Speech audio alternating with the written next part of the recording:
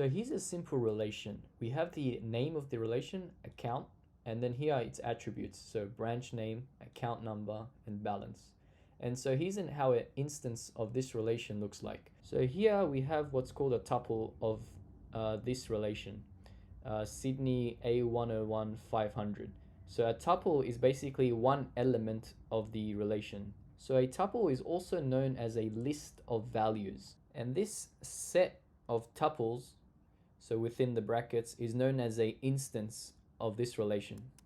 I also want you to note that in a tuple, the ordering does matter. So if you were to replace Sydney with 500 and swap these two values around, that would not be the same tuple. However, if we move these tuples around in this instance of this relation, for instance, say we move this tuple or set of values up to there, that would still be considered the same instance of this relation.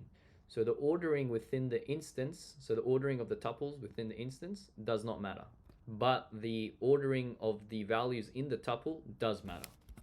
Another thing I want you to know about these attributes, besides just having a name, they also have an allowed domain, so meaning a set of allowed values.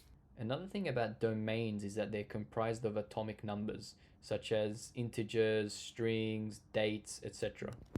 And finally, each relation also has a key which uniquely identifies each tuple. In this case, it's account number, but it could also be a set of attributes. So it could be multiple attributes that helps uniquely identify each element. So as you can tell here, certain attribute values such as Brighton is repeated, and that could also repeat in the balance as well.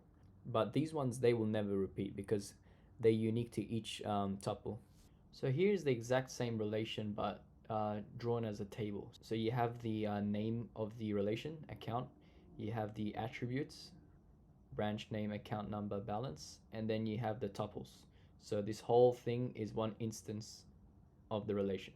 And so here's an example database. So here, for instance, in the customer relation, say we want to take a closer look at John Smith here, right? John Smith, that's his name. He lives in Liverpool.